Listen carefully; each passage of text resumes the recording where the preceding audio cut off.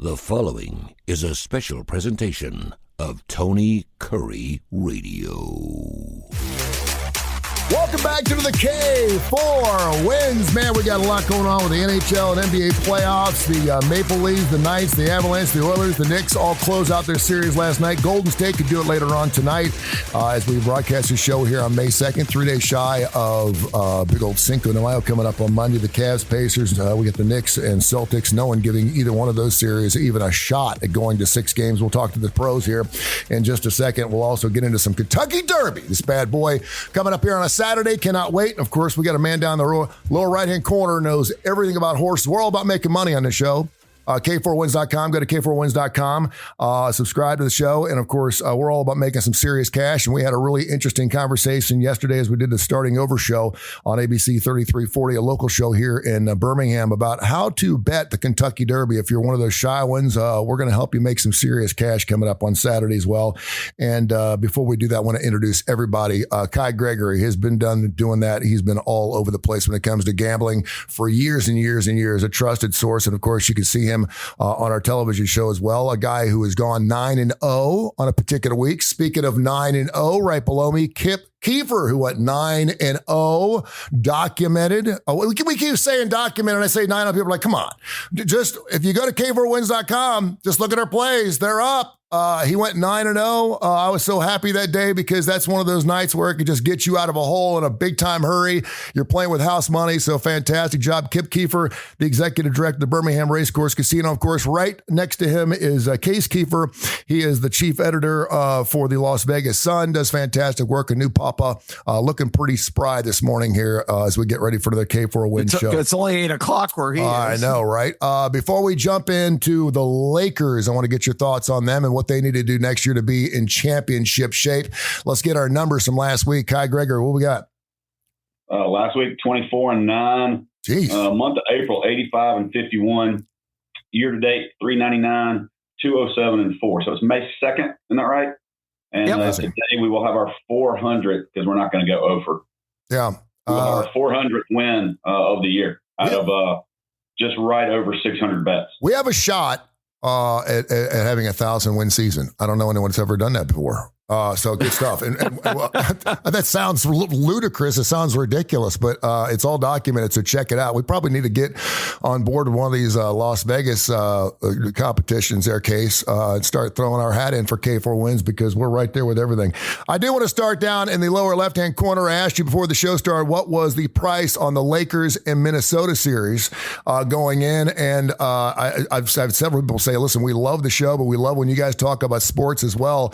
What do the Lakers need to do in order to get into championship form? We'll start with Case. LeBron James, 40 years old. Everyone's like, it's time to let him go. Dude, he's 24-8-8. The guy is everything the Lakers need to be, and he's in the best shape of anybody on that basketball team. To get rid of him, I think, would be ludicrous. Your thoughts? Yeah, I mean, I know this probably won't be popular because I think everyone loves to hate on the Lakers and especially wants to pile on them after exiting the playoffs. But I think this year is a huge win overall. They were favored to get out of this playoff series, and I did fall into the trap. I think, luckily, I didn't lay the minus. I think they were like minus 170 to minus 190 in the series. I ended up laying a game and a half at like plus 125, so I lost a little bit less. I had no chance to win. The team construction was just poor, and I don't blame the Lakers for that at all. They had like a one in a million chance to acquire one of the best players in the world mid-season. That they go with Luka, and they just didn't have the right pieces to fit around him and LeBron this year. I do wonder, not that I'm a doctor of the medicals, but I think there's got to be some regret that they rescinded the Mark Williams trade. Just on the surface, he's just the size, the athleticism. Like, I feel like he would have made a huge difference in the Wolves series, not to win, but at least that's a piece in the right direction. But obviously, of course, he failed the physical, a bunch of drama there. So they ended up shipping him back to Charlotte, getting Dalton Connect back. But that's the type of guy they need to get. I think in hindsight, I just can't believe I didn't see it. I feel like the Wolves were a terrible matchup for them with their size and the way they could kind of bully them in the inside. So, but I feel like you go into the offseason, even though LeBron's 41, I mean, you have two of the probably 15 best players in the world. And you didn't really have time to fix it during the season because you only had a week or so until the trade deadline when you got Luka. Like I said, that they tried with Mark Williams. It didn't happen. So I think if you're a Lakers fan right now, despite losing, I mean, you weren't going to the title this year anyway. I think with the draw, with what they got, you probably had some dreams of grandeur that you could get to the Western Conference Final, but it wasn't like they were winning the title this year. I just think you'd be aggressive in adding to the margins and really, I think a lot different than Kai has always said. I'm a huge LeBron fan. I think that he's unbelievable, especially his longevity with what he's done in the sport. But I think the one area where you can punch holes is it seems like, especially with the Lakers, he's had in the offseason a little too much input on some personnel things.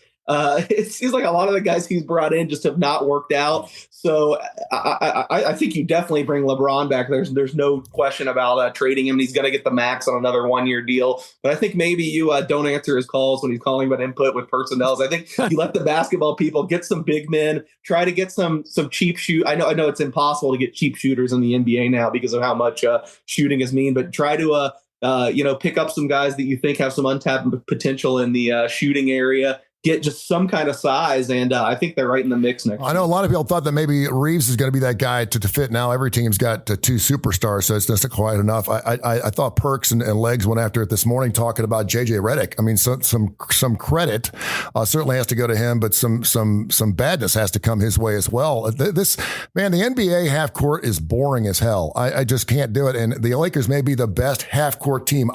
Kai, I don't know what that means, but a lot of people are saying they just need to play faster. And LeBron doesn't seem like he's not lost any legs. And I know, and quite frankly, I'm so tired about hearing Luka Doncic and the fact that he's just a big fat slob. That he's fat, yeah. You got to be. I don't see it. I don't see. Now, listen, could he be a better defender? Absolutely, but he's lights out, one of the best basketball players in the world. It's the reason why they made that trade, Kai. What do you think? I think J.J. Redick's done a horrific job, honestly. I don't understand, and Tennessee fans and me talking about it, but Dalton Knecht coming back to that team and how good he was in the first 2 months of the season with playing time, and all they did was take his playing time away. The whole fourth quarter fiasco in Game 4, where they had the exact same people in the whole time for 12 minutes, is just ridiculous. I mean, but let's when everybody talks about LeBron and his longevity. All right. So let's talk about this longevity here. Let's talk about, if I could get this to open correctly. And by the way, I did hear this year he's had the lowest points per game since 2002, 2003. He's averaging 24.6 points a game. He's going 24, 8, and 8. He's a facilitator. 2019 missed the playoffs. 2020 a championship. Only the Lakers count the bubble. No championships counted then. 21 eliminated first round. 22 missed the playoffs. 23 swept in the Western Conference Finals. 24 eliminated first round, 25 eliminated first round. Stop talking about it. Move on. I still think the fact that he could go up to Cleveland, the fact that he could go to Cleveland and win them a championship. Now, obviously, they're making that look a little bit offish now because Cleveland's playing lights out right now. I still think Kip, I think, is pretty amazing. The fact that he went up there, they hired him to do one thing, and he brought him home a trophy. Yeah, well, and they've had a lot of adjustment years in between that championship and now to really stockpile their team, and they are playing terrific basketball. But one of the big, and I'm sure that the Dallas executives who made the decision to pull the trigger on this trade, one of their big complaints was Luka was continually out of shape. They blamed a lot of his injury problems. He had been missing an appalling amount of games over the last couple of years. That was one of the justifications, and I'm sure they're feeling vindicated here when J.J. Redick comes out and says, we've got to get in championship shape. We are. I listened to the press conference highlights yesterday. He said, we're just not as well conditioned as a lot of these other teams. Minnesota was a lot more athletic than them. And then the other thing, the obvious thing, you guys have touched on it. You trade Anthony Davis and you don't have anybody suitable to go into that role. I know the game has changed a lot, but you still have to have the guy inside to control the boards and be an enforcer in there. You can't let a guy like Ant Edwards be able able to just penetrate and just blow right by your big, slow pivot men. Having the trade to ship Anthony Davis out, one of the premier big man defenders in the game. I don't think it's that hard in the postmortem to figure out why Minnesota won this series and winning a couple games in LA, especially the way they handled them in that first game. We were at dinner and I kept looking up at the screen, and at one time I told my son Clayton, I said, hey, Minnesota's up by 28 points. It's the third quarter. How could this possibly happen? But the series played out that way. I don't know how much I buy into all the Lucas carry extra tonnage and is not in very good shape, but there's got to be something to it because he has had a lot of injury time. And, I've recently lost 40 pounds and I'm an old sedentary individual. If Luka really wants to get into shape, I can send him the formula. It's easily attainable. Case, let's talk about some futures here. We have the Knicks and Celtics, Cavs, Pacers. No one's given any shot that those series are going to be good. We're going to get your thoughts on that. But Golden State can close out later on tonight, and all of a sudden we have Steph with the banged up thumb. That line was what, 5.5 or 6? 2 was 6.5. Has it changed a lot since his injury has been divulged? Not really. I think I'm getting it up right now, but I think the implication was that he was going to play, he was going to be fine. And yeah, we've actually seen, if anything, a little money on Golden State. There's some 5.5s now. I expect them to win tonight, but I would actually bet Houston plus 5.5. It seems a little high to me. I don't know. I mean, Golden State does have the DNA, and you do expect them to close it out. But just athletically, this has looked like a mismatch to Houston's side to me. I'm riding. I think I even talked about it on the show. I bet Golden State for the series, Golden State minus 1.5 games, and Golden State in 6. So I'm really, really hoping they pull it out tonight. But I did bet some Houston plus 5.5, so I could go 4-0 tonight if that plays out. But I think Golden State's got a good rollout here because I watching it, I think this series is way closer than I expected. I think Houston has the pieces. And I expect another close game tonight. It's going to be an ugly series when you go to series prices and you see the Pacers minus 2.5 games with a line. There's not even a lineup on that. What series between the Cavs and Pacers and Knicks and Celtics, Scott, do you think is going to be the most competitive one? Is there any way that the Knicks and or the Pacers could win those series? I like the way the Pacers are playing right now. Yeah, especially at home. Yeah, I really do. And Jalen Brunson's going to be Jalen Brunson. I think he can keep that. I don't know that I'd take minus 2.5 with Boston. I can see Boston's got a ton of beat up people. And so I'm not going to touch that. I'm going to go game to game with it, looking at that. I'm going to tell you right now, though, the Western Conference, you could have a 6-7 second round matchup that nobody expected, 2 and 3 losing. But I'm with Case definitely on Houston tonight because Houston came out. When Houston wins, they win big. When Golden State wins, they've all been close games. And so, you have to look at that going in because, that's crazy. The difference also, and I love Houston's, I can't remember the guy, long hair inside. I just love the way he plays defense and the way he runs the floor. And looking at the matchup, whether it's Houston or Golden State next round for Minnesota, I think will be much tougher for Minnesota if they play Houston versus if they play Golden State. And by the way, that Pistons-Knicks series, man, the home team 1-5. We just don't see that. And Kip, you had that 9-0 night a couple of nights ago where you hit all your NBA plays, and you got to get a feel for a series a little bit. And of course, you went 4-0 also last night in hockey. You took all the favorites, and all the favorites came in. But yeah, to have a 1-5 situation in any series is unbelievable. If you can steal one game, you kind of feel like you're ahead of the curve. But this series has been a little different. Yeah, it has, and I still am outraged with all the replay and everything else, and we don't have to spend a lot of time on this. But that non-call in a critical Game 4 in Detroit, Hardaway Jr. should have gotten 3 free throws. And when the officials come out 5 minutes after the game and said, "Yeah, we looked at it now, and we missed that call." Oh, well, sorry, that just changed the outcome of the whole game. game. Sorry, we messed that up. In this era where all we see is the back of the heads and rear ends of officials huddling over the scorer's table trying to look at the monitor to fix all kinds of minutia things like, is there another 0.4 seconds that should be on the clock?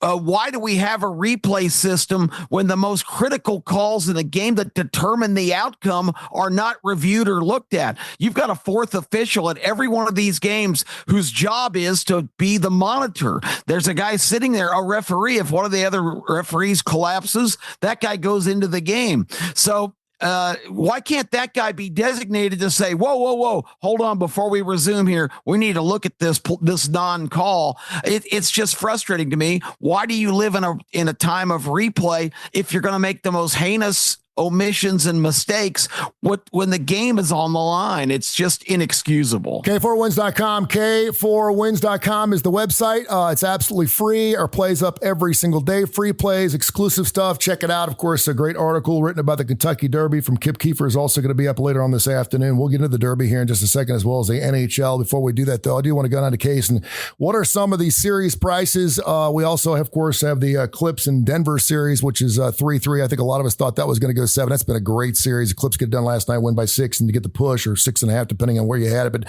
what are you looking future-wise as far as the prices? Anything to look at right now and put some cash down for future stuff?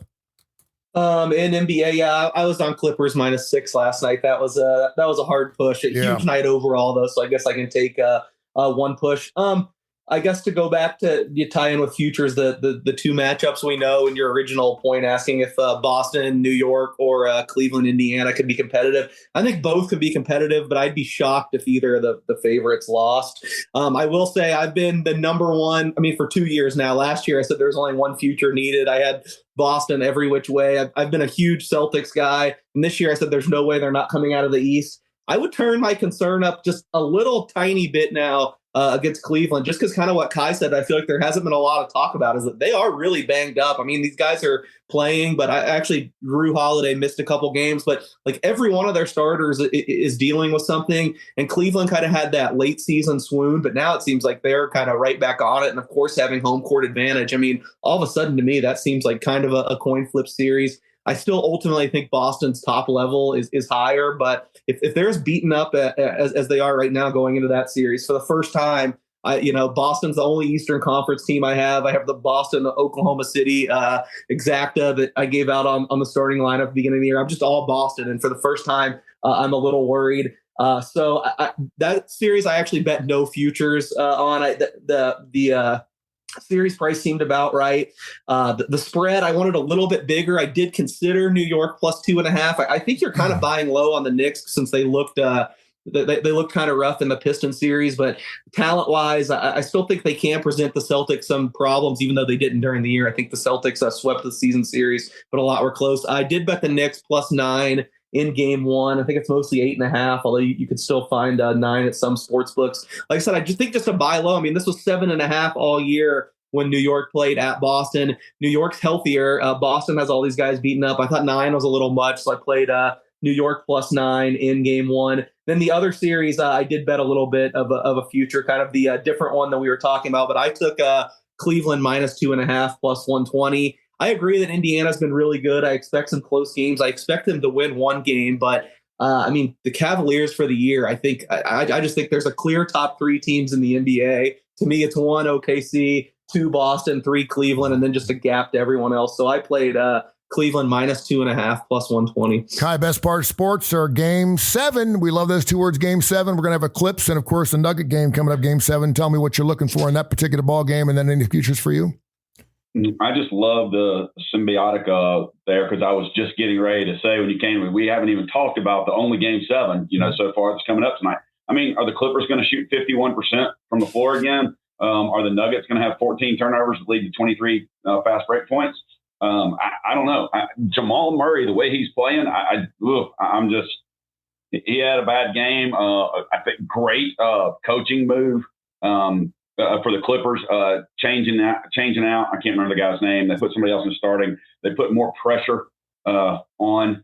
And I just think that the Denver Clippers matchup I thought it would go 7. I did take the Clippers plus 1.5 in this. So I've made money on it, obviously, which was good. I think it was a higher price to get that, but it was good. I've got to go with the Clippers, even though I think Denver's going to win the game. And I think the line, what's the line, Case? Yeah, overnight, I have a Clippers series bet too, but I might be doubling down. Now there's some Clippers plus 1.5. Last night, the Clippers were the favorite. I mean, I don't see how you can't make the Clippers at least a short favorite here. So I would be Clippers or pass in this game. Yeah. Kip, last night, your team, the Las Vegas Knights, they get it done. They close out their series as well to the Leafs, the Avalanche, and the Oilers.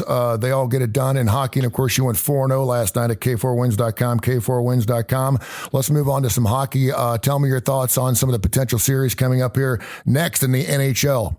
Kip? Well, tonight you've got Game 6, Winnipeg, St. Louis. That has been a home-dominated series so far. Let's just say, though, the two games in St. Louis, Games 3 and 4, the Blues didn't just beat the Winnipeg Jets. They annihilated their ass in both of those games. They've got to win tonight to stay alive. There's a lot more pressure, but the two games in St. Louis weren't close. I'm going to be really surprised if the Blues don't win that and have to go back to Winnipeg for a Game 7. On home ice, the Jets have been good, but everybody's got to be scratching their head because this looked like the ultimate goaltender matchup, and Hellebuck has had some shaky games and given up some bad goals. He's one of the finalists for the Hart Trophy, which is the MVP of the whole league, and he has not been that solid in this series. So I really am not going to be surprised if the Blues pull a shocker and win the next two games. I really think they're a solid lock tonight just because the games have been so one-sided. And you remember Winnipeg got off to this unbelievable start this year. I think they went 15 or 16 games without losing. And then I started getting on the other side every time they went on the road, even against some lesser opponents. And it wasn't long before they had, 4 or 5 losses because you just can't continue to play at that pace. I think they're a really good team. I'm not convinced that they're even a legitimate Stanley Cup contender. I guess we'll find out if I'm right or wrong on that, but I'm leaning St. Louis the rest of that series. And then tomorrow night we do have a Game 7. Yeah. The Dallas Colorado series has been a Wild West shootout. It has been crazy. And the Avalanche have had 2 games at home where they've put up like 50 shots on goal and doubled or tripled the Dallas output. If you don't like the NHL or you never bet on it, go watch that series and you'll become a believer, man. You'll start loving the NHL. The Dallas Colorado series is crazy. And just the fluky things that happen in the playoff. I don't know if you guys were watching still late last night, but the outstanding McKinnon, their great player star for Colorado, scored the game-winning goal. It had to have banked off 4 different people on the way to the net. I mean, it hit a guy's skate, bounced up, hit a guy in the side, came down, hit a guy in the knee, and goes in the net. So you know, as precision as hockey is, the Golden Knights you mentioned last night in Minnesota, they had wide open nets 3 different times with 2 of their best players, Eichel twice and Thomas Hertl the other time. 2 of those times, the best players on the team completely fanned on shots with the puck lying there and the goalie out of position. That game could have been a 5-2 final, and the Golden Knights slid by, holding on for dear life for a 1-goal win to get rid of pesky Minnesota. But the it's such a fine line in hockey that really makes these playoff games fascinating. As much as Colorado's dominated the last 2 games in Denver, I'm going to have to do a lot of soul searching to make a pick on tomorrow night's Game 7 because I think it could go either way. Dallas has been really good playing at home. Colorado did win Game 1 handily, so they've both gotten a win on enemy ice. But I'm leaning Dallas right now. I don't know what Case's opinion on that is, but I think this has been an unbelievable series, just like Edmonton and the Kings. The Kings eliminated last night by the Oilers after taking a 2-0 lead in the series. They lost the next 4 games. Edmonton switched goalies. They got the stiff Stuart Skinner out of there and went to, this guy sounds like he should be playing a cello, not in a professional sport. Talbot Pickard is their new goaltender, and he's won 4 in a row. The Kings now have lost to Edmonton 4 consecutive first-round series in the NHL playoffs. They hate that team. Case, final look at the NHL before we get into some horses. What you got? You're opening up Pandora's box here because I've loved the NHL playoffs have been incredible. I had strong opinions on the NBA, but honestly, I've been watching the NHL way more. Part that's because I have to work wise. I've been covering the Golden Knights, but I have strong opinions everywhere. I guess I'll go rapid fire through the games. I guess Winnipeg, St. Louis tonight. I think I see it a little bit differently than Kip. I did when the lines first came out. I pounced actually at Winnipeg on a pick 'em price, but that was partly because Mark Scheifele, I believe their captain, probably their best facilitator, best playmaker. He exited game 5 with an injury, but I was kind of reading through the lines, those ribs. I thought that he gutted out and played, but he didn't even travel with the team. Not even there. Now they're down 3 of their top 4 forwards now. Kyle Connor, their leading scorer, is still there, and I believe Gabe Velarde came back, but he's not 100%. Nikolai Ehlers isn't playing, so they're really beaten up now. I will say, I feel like the Jets, it's a total inverse of what during the season Hellebuck carried them all throughout the year. I do expect him to win the Hart, although I don't think a goalie should win the Hart. It was all goal play. Now this year in this series, I feel like they're kicking the Blues' ass skating wise. Hellebuck just can't stop anything. I saw goals save above expected, which is probably the best goalie stat. He's 3 times worse than any other goalie in the playoffs this year. I mean, the Jets' chances just every game, I feel like, outnumber the Blues. They just cannot get a save for the life of them. I know everyone likes to call Hellebuck a choker, says he can't get it done in the playoffs. I still, in my mind, just feel like it's going to flip at some point. I mean, this guy's still the best goalie in the world. So with the injury stuff, I couldn't bet the Jets now, although I'm stuck on a bad number. But there's just no way. I can't lay minus 120 with the Blues, who I feel like just chances-wise and skating-wise, I feel like the Jets, even with the injuries, have way outplayed them this series. The best goalie in the world has turned into the worst goalie in the world, which I think goes back to a lesson we said going into the playoffs that I always harp on. Is that it's so hard to figure out these goalies and who's going to be hot. It's voodoo, and it's so random, game by game, year by year. Maybe Hellebuck turns it around, because I do feel like the Jets are doing some good things. They just can't get the right goaltending. So that's what I think on this one. I didn't bet Colorado, Dallas, Game 7, but I think I'm leaning the opposite way of Kip. I made it Colorado minus 127. The best you could get is about minus 134, so no value there. Similar to the other series, I feel like Colorado, even though they did get a lot of bounces last night, make no mistake about not even the McKinnon goal. I think their first 2 goals hit off the boards. They got ways to score. I just feel like that they've been a little bit of the better team. I do think the Robertson injury to Dallas has mattered. I have a Dallas series price, so I'm hoping the Stars get it done. I don't know why. I just like the Stars team a lot better too, but in my heart of hearts, I feel like it's going to be Colorado in that one. We already got a bunch of second round series, and I think I've placed a future on all of them. Carolina, Washington.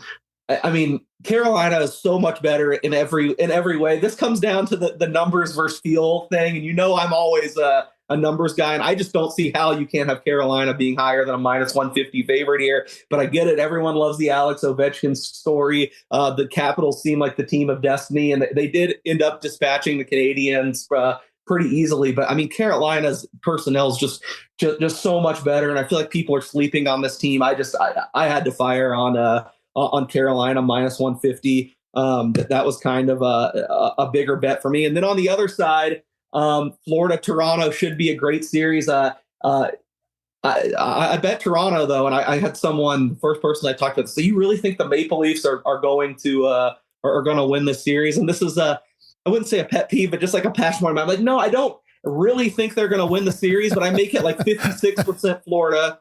And the price you're getting in sports books right now, I think Florida's like minus 185 or something. Yeah. You're getting like 63, 64%. I mean, there's like a 6 or 7% delta there, which is as big of an edge as you're ever going to find in a major professional sport.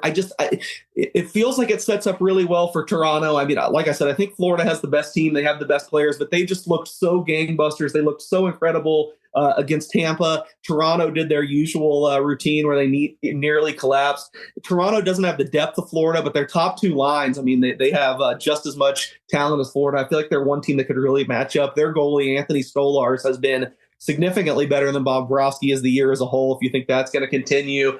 So I know it's really, really hard to go against Florida right now, and I probably shouldn't because I don't have any futures on them. I also have futures on Florida, but I just feel like that's a little too high. Toronto has home ice.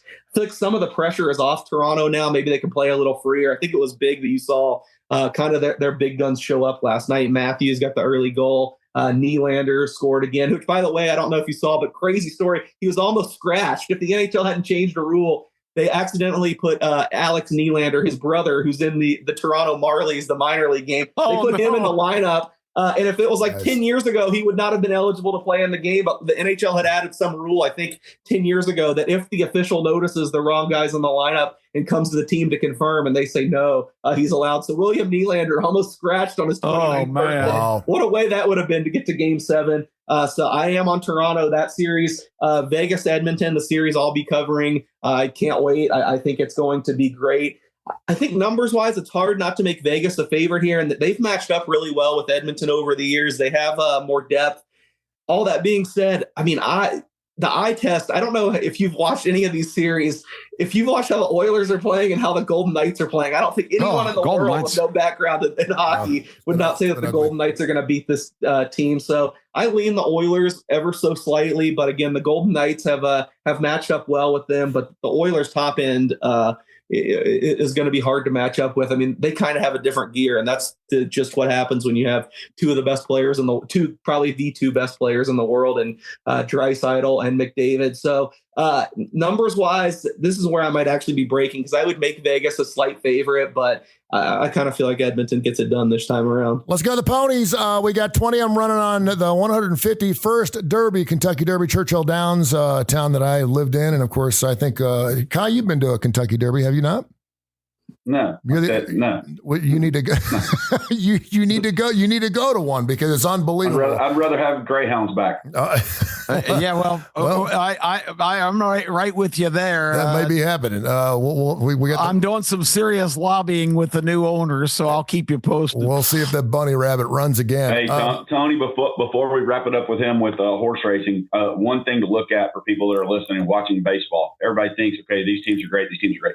18 teams in Major League Baseball in their last 10 games are 5-5 or worse. Wow. So all these people betting huge favorites, you're getting killed right now, and that's why you got to pay attention and not bet huge favorites, because those guys going 5-5, you're down money. You're not winning. I mean, in the American League East, for instance, the National League is just superior to the American League, in my opinion. But in the American League East, the Yankees 5-5 their last 10, Boston 5-5 their last 10, Toronto 3-7, the Rays 5-5, and Baltimore 3-7. And that's the AL East that everybody generally considers the best of the AL. So you don't have anybody in that's better than 500 their last 10 games. So pay attention to that when you're gambling. Bamford is back. It looks like it could be a sloppy track coming up on Saturday, May 3rd. Kip, give us your plays, your favorite horses, and tell us how to play it. Well, I mean, we talked about this on the starting lineup, and for casual fans, this has always been a problem in racing. You know, how to bet races. If you go up and just play a horse to win in the Kentucky Derby, a 20-horse field. If you go play the favorite Journalism tomorrow, that he's going to probably go off at 3-1 or somewhere in the 9-2 area, which would pay you $11 on a $2 bet. Pretty respectable, but favorites have not fared well in the last 4 or 5 years in the Derby. The last 3 winners have been 20-1 last year, 18-1 the year before, and 80-1 3 years ago when Rich Strike hit the jackpot. So, it's something.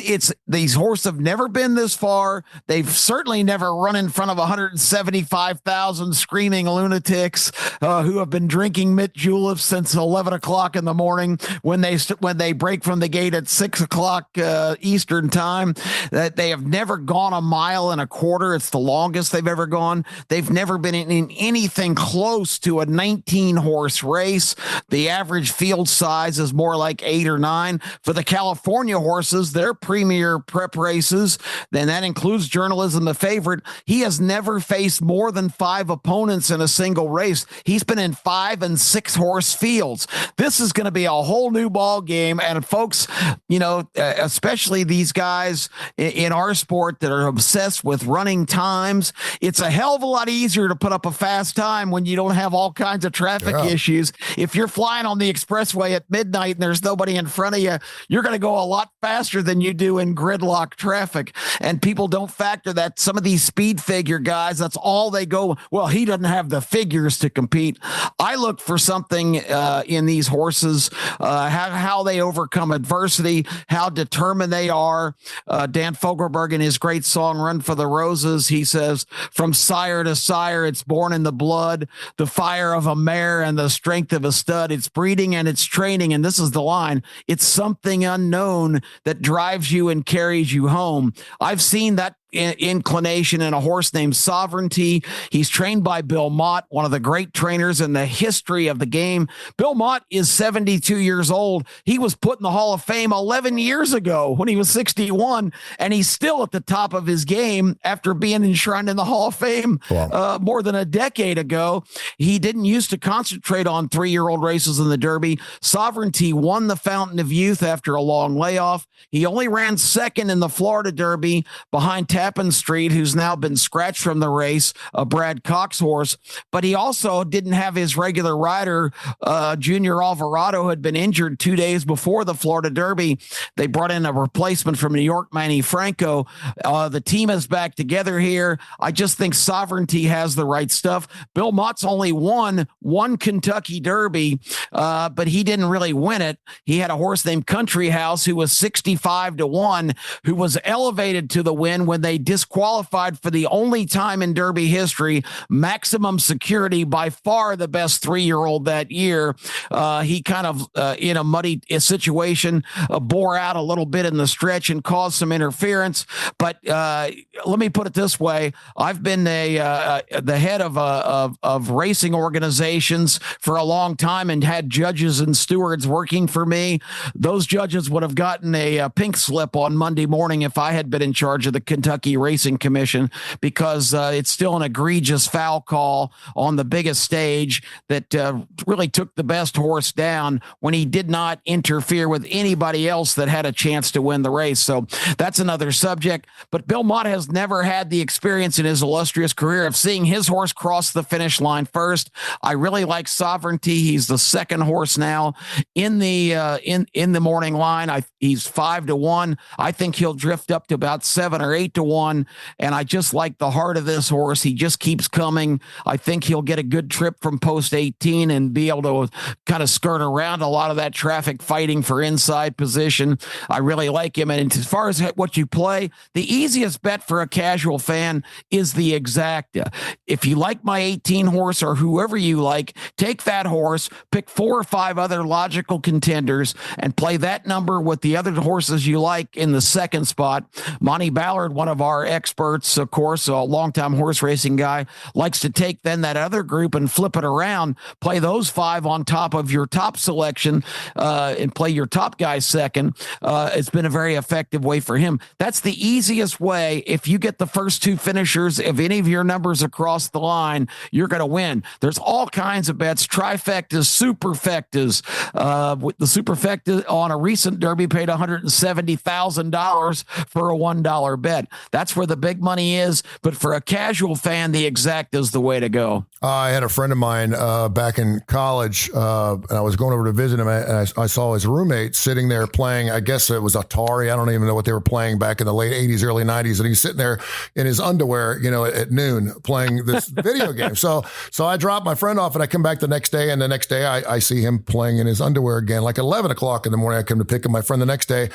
Story goes, about 8 days in a row, every time I go over, his name was Spindler, I'll never forget it. He's sitting there playing video games, and I said, dude, what is up with your roommate? And he said, oh, he hit the pick 6 in Cincinnati down in Kentucky a couple of weeks ago and won $800,000. And I was like, well, what are you going to do with the money? He's like, I'm just quitting. I'm just doing nothing. So he basically played video games for about 4 years until he went through his $800,000 and had to go. Then he was 23 and had to go and yeah. But I remember thinking to myself, wow, $800,000 in horse racing. That's amazing. That's great stuff. So he played it his ass. I don't think he ever changed his shorts in 4.5 years. So yeah, but I thought you were going to tell me he lost his britches, but that's just the opposite. No, And real quick, because I know a lot of people on the outside, and you mentioned the last 3 winners of the Kentucky Derby, at least 15-1 or higher. So that brings a lot of people to the table because I think, oh, long shots can win this race.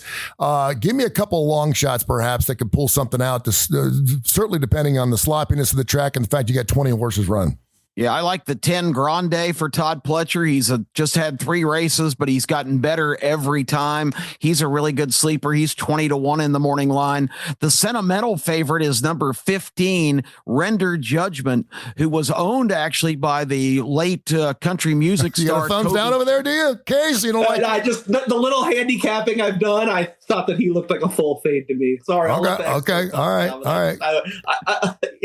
In Vegas, they put up a bunch of matchups, and I'm going to be betting against whoever Render Judgment is up against. So I'll turn off now and see if Kip thinks that's a good idea. Yeah. All right, Kip, it's just the sentimental story, and there's always storylines in the Derby. That's one of the reasons I'd like Bill Mott to finally, I think, is the first horse he's had that legitimately can win. But Render Judgment's getting a lot of people's attention because Toby Keith, the country music star, and the horse is 30-1. He's got no chance, but he's the sentimental favorite, I guess, of people betting the race with their heart and not their head, because Toby Keith absolutely loved horse racing, and his dream was to have a horse in the Kentucky Derby. And of course, he came up a year short of seeing that happen. So that's kind of the heartstrings. But Grande, I think, has a legitimate chance to hit the board in this race, number 10. Another long shot that you might want to take a look at, and not really long, but Burnham Square is just a monster closer, can come from the clouds. He's number 9. I think he's going to go off at 12-15-1. I think he's got a legitimate chance to be on the board in the Derby as well. All right, we're going to be switching it up next week. We're doing this because a lot of people love listening to the show, and obviously we run this thing on Fridays. It goes on TKR. We run it back to back to back all days on Fridays and Saturdays, so you get a chance to be checking out all of our plays. K4Wins.com. If you want to play the ponies, you can do that. K4Wins.com. We'll have the plays up, and of course, you can also become a subscriber to that. A great article from Kip Keefer is going to be up on that page a little bit later on today as well, so check that out. Our next show is going to be coming up Tuesday, 10 o'clock Central Time. You'll be able to hear it coming up right around 12 noon. We're also going to be going live with our shows coming up here in the next couple of weeks. So you can actually check out the show outside the podcast arena. Gentlemen, thank you so much. K4Wins.com. We appreciate you. Let's all win some win-win. This has been a special presentation of Tony Curry Radio.